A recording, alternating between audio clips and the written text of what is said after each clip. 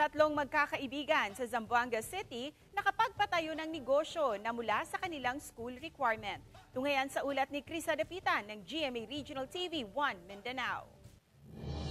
Sinong mag-aakala na ang isang simpleng school requirement sa college ay magiging dahilan para makapagpatayo ng isang chicken wings business ang isang magkakaibigan?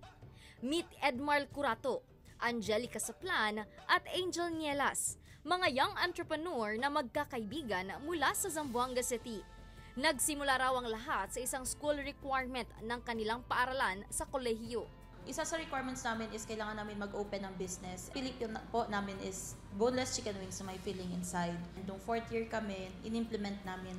Habang mga estudyante pa sila noong taong 2022 sa kursong BS Entrepreneurship, itinayo nila ang kanilang unang branch sa Zamboanga City. At nang makapagtapos sa kolehiyo noong 2023, ipinagpatuloy nila ang negosyo hanggang sa lumago ito at may 3 branches na ngayon. Pero sa kabila ng tinatamasang tagumpay, hindi raw madali ang kanilang mga pinagdaanan.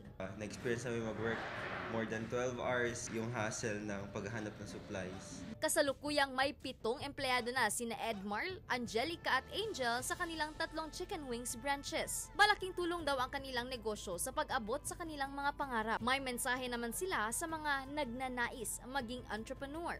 Sa simula lang talaga siya mahirap. Parang gamay mo na talaga paano mo siya i-handle and i-run.